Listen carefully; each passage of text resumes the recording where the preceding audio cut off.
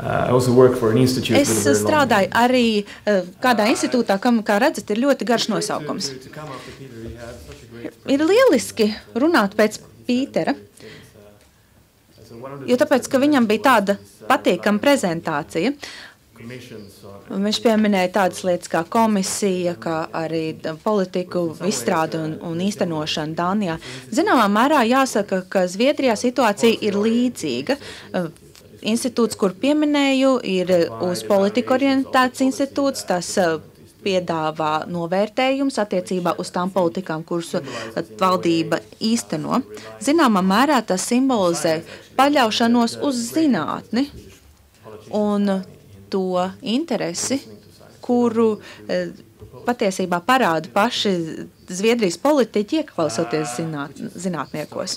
Tad vismaz tas ir labs sākums. So I was asked to talk about Man palūdza runāt par jauniešu bezdarbu, un es vēlētos pieminēt to, ka šis apskats lauciņš būs precīzāks, kā arī daudz šaurāks.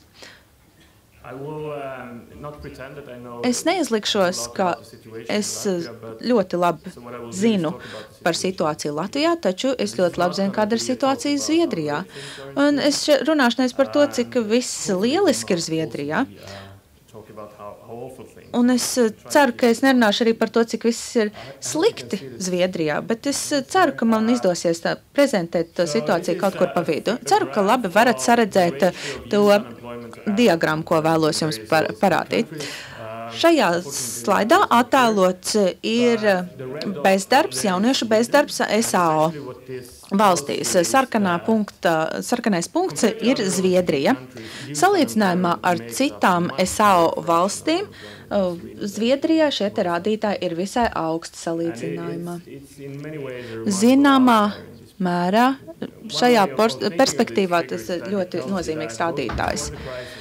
Mēs redzam, ka gan pirms krīzes, gan arī tagad people jaunieši responsible or bearing the burden of a nes higher fraction of unemployment. tā saucamo lielāko tā saucamo bezdarba slogu. Ja mēs runājam par citām Skandināvijas valstīm, tad mēs redzam, ka vistuvāk Zviedrija atrodas Somija, un tad arvien zemāk un zemāk atrodas pārējās Skandināvijas valstis. From this figure, it's No šiem rādītājiem top skaidrs, ka ar jauniešu bezdarbu pastāv liela izaicinājuma Zviedrijā. Taču citos aspektos jāsaka, ka situācija nav nemaz tik dramatiska, jo tāpēc, ka šeit mēs redzam to jauniešu bezdarbnieku daļu, kur ir bez darba ilgtermiņā. Un ja mēs salīdzinām to situāciju ar pirms krīzes laiku un tagadējo, tad tās rādītāji ir sazeminājušies. Jāsaka, ka izdarot secinājumus pamatojoties uz datiem, tad bezdarbs ir vairāk īstermiņa rakstura. ones that are actually more extreme here, where there is Un more ekstrēmākie rādītāji the countries in ir tās valstis, kuras ir atradušās padomi valstu blokā savu laiku. Un jāsaka, ka Latvija tur nav pārstāvēta. If you look at who is actually Ja palūkojamies uz to, kas ir ilgtermiņa bezdarbnieks, tad mēs redzam are the ones with poor formal tie cilvēki, kuriem ir maz vai vāja primārā vai formālā izglītība. Tie ir tie cilvēki, kuriem bijušas vai sliktas atzīmes pusauģu gados, vai arī tie ir tie, kuri pametuši savus vidusskolas mācības. of course, Tāpat arī jāpiemina imigrantu jaunieši, konkrēši tie, kas ir ieradušies pie mums, jau būdami diezgan lieli pusauģi. Otrakārt ir jāpiemina arī tāds būtisks aspekts, kā pārēja no skolas sola uz tā teikt darba dzīve realitātē. Ja mēs skatāmies uz citām Eiropas un SAO valstīm, tad jāsaka, ka tad, kad skolēni Zviedrijā pabeidz savas mācības, tad viņi kļūst zināmā mērā neaktīvi. Un, ja mēs skatāmies uz bezdarbu jauniešu vidū, tad daudz no tiem ir tie, kas jau ir kļūst par bezdarbniekiem uzreiz pēc skolas. Tāpat mēs redzam to, ka diezgan daudzi jaunieši ir nodarbināti uz pagaidu darba līguma pamata. Un šeit mēs redzam, ka diezgan liela daļa jauniešu strādā uz šo te pagaidu līguma pamata. Tas nozīmē, ka viņam nav ilgtermiņa darba attiecība. Un atkal mēs redzam to, ka situācija pirms krīzes un situācija pēc krīzes principā lielā mērā ir tāda pati. Tāpat laikā ir diezgan maz tādu jauniešu, kas strādā uz pastāvīgu darba līguma pamatu. Ļoti daudz jauniešu strādā uz pagaidu līguma pamatu. Tos var nosaukt par par bērniem, jauniešiem. Varētu teikt, ka jaunie, gados jaunie. Tātad daudz strādā uz īstermiņa līguma pamata un daži uz pagaidu līguma pamata. Līdz ar to mēs varam secināt, ka liela daļa jauniešu Zviedrijas darba tirgu atrodas principā uz robežas starp nodarbinātību un bezdarbu. Un mēs redzam, ka stabilitāte šeit nav, tad notiek tāds svārstīšanās īstlaicīgs darbs, īstlaicīgs bezdarbs un tā tālāk. Taču jāsaka, ka šie cilvēki nav principā pilnībā izstumti no tirgus. Mēs redzam, ka pastāv liels tāds kā maisījums, pastāv svārstīšanās. Taču jāsaka, ka lielāka sociālā problēma ir attiecībā uz to, ka pastāv zemāks izglītības līmenis.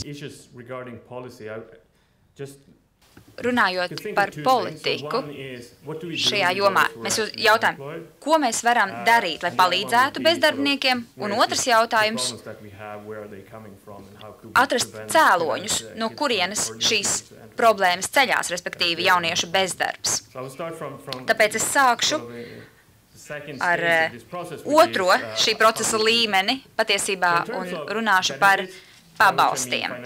Un te es runāju par finansiāliem pabalstiem šiem te jauniešiem. Tas, ko mēs darām, mēs īsti viņiem nemaksājam daudz. Ir ļoti maz jauniešu, kas atbilst šīm te prasībām vai nosacījumiem, lai saņemtu bezdarbnieku pabalstu. Lai tos saņemtu, jums pirms tam ir jābūt diezgan ilgai darba pieredzei, un šādas jauniešiem nav. Tad ir vēl sistēma, kas balstās un tiek piedāvāt cilvēkiem, kas darbojās darba tirgus programmā. Tātad 3 mēnešus viņi nav spējuši dabūt darbu, kas ir diezgan nedaudz. Viņi saņem tādu nelielu atbalstu, kas nav liels. Tīri finansiāli viņš nav liels. Pēc nomināla vērtības līdzīgs tā kā stipendijām. Un pēdējais punkts ir tad iespēja, ka tad, ja jūs nedaudz strādājat, jo tas ir ieguvums pašvaldībai, jo viņiem nav jāmaksā jums nekādi pabalsti, bet personīgai finanšu situācijai tas palīdz ļoti maz. Tad pašvaldība nodrošina nelielu darba apjomu, kas nozīmē, ka valsts budžeta atbalsts šīs problēmas risināšanai pabalstu veidā ir ļoti neliels. Protams, ka arī vecāki var nākt palīgā un atbalstīt savus bērnus, bet tas nav politikas jautājums.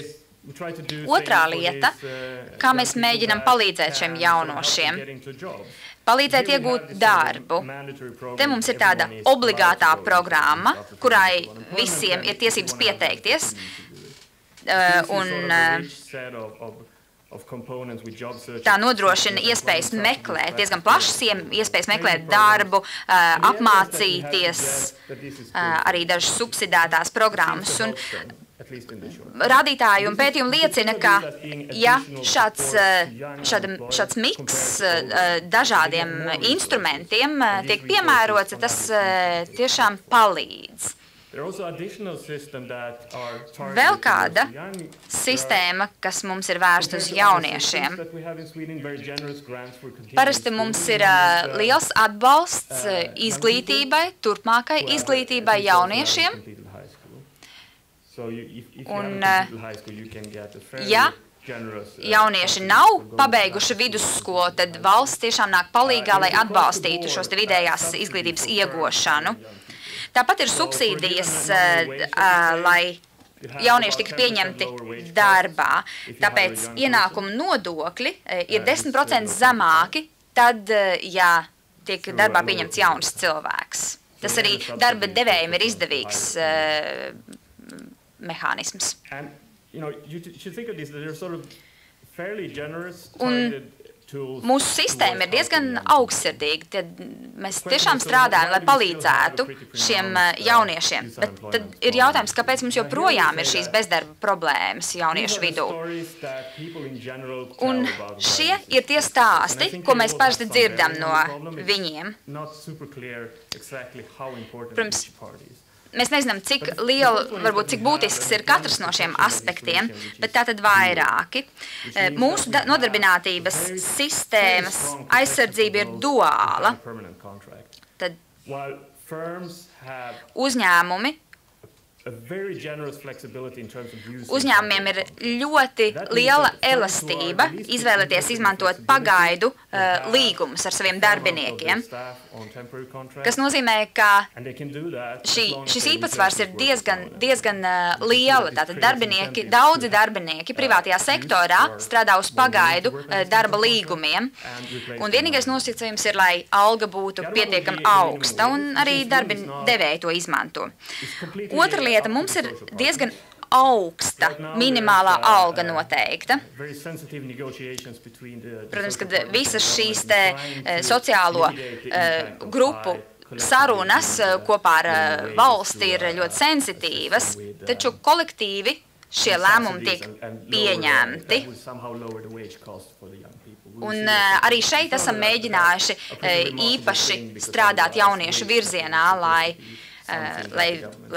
šis algu līdzsvars būtu ļoti vienlīdzīgs. Un trešā lieta ir izglītība. Mums ir sistēma, kurā mēs arodskolās apmācam jauniešus, taču cenšamies, lai arodskolas būtu diezgan akadēmiskas. Tātad te pašā laikā mēs esam cieši strādājam kopā ar darba devējiem, ar reālo darba tirgu, bet arī pievēršam uzmanību šim akadēmiskajam aspektam. Un otra medaļas puse ir augstākā izglītība. Zviedrijā jaunieši pabeidz augstāko izglītību aptuveni 27, 28 gados. Līdz tam laikam viņi strādā, studē vai ir bezdarbnieki. Un šajā periodā ir diezgan daudz īstermiņa, dažādu īstermiņa risinājumi viņu dzīvēs. Un, ja man ļoti īsi ir jāizceļ daži secinājumi, tad pirmā lieta ir formālā izglītības sistēma. Tā ir ļoti būtiska, tā ir atslēga visam. Mums jāsaprot, ka zemu izglītību ieguvuši jaunieši, kas nespēja atrast darbu, tā nav uzreiz izglītības problēma.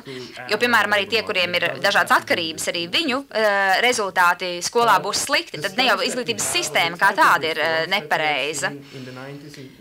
Bet analizējot savu izglītības sistēmu 90. gados, mēs redzam, ka tās reformas, kuras tika īstenotas ar labiem mērķiem, lai paaugstinātu izglītības līmeni bērnu vidū, patiesībā bija ļoti traumējošas tiem bērniem, kas nebija tik talantīgi. Viņiem bija grūti iegūt šo te izglītību. Tad patiesībā mēs padarījām šo sistēmu grūtāku šiem te mazāk talantīgiem bērniem.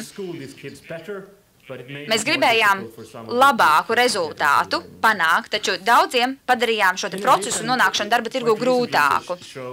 Nesens pētījums liecina, ka jo vairāk mēs iegūdam pamatskolās, jo labāki būs rezultāti ilgtermiņā, tad, kad jau šie bērni nonāks darba tirgu. Ļoti ievērojams rezultāts, kurā mēs paši sapratām, cik liela nozīme ir pamatskolām. Mēs iepriekš domājām par izglītības sistēmu ļoti, ļoti vispārīgi. Un dažādas citas programmas bija atbildīgas par darba tirgus politiku. Un tas, ko mēs darām tagad, mēs cenšamies saprast, ka izglītība un darba tirgus ir savstarpēji integrētāki. Un mans pēdējais slaids. Ja mēs vēlamies palīdzēt jauniešiem palikt darba tirgū, tad mums ir jānodrošina reāls kontakts ar darba devējiem. Tas ir visa pamats. To mēs esam pārliecinājušies dažādās apmācību programmās, izglītības sistēmā. Un to mēs redzam arī analizējot to, kā jaunieši atrod darbu. Gandrīz vienmēr šis personiskais kontakts ar darba devēju ir izšķirošs. Un ja mēs to varam nodrošināt, šādu kontaktu, daudz ātrāk, tad arī šis pārejas posms no skolas uz darba tirgu būs veiksmīgāks. Un šeit mēs arī Zviedrijas kontekstā cenšamies integrēt šīs divas puses arvien vairāk. Mēs esam diezgan vēlu apjautuši, cik tas ir būtiski, bet daram, ko varam. Paldies!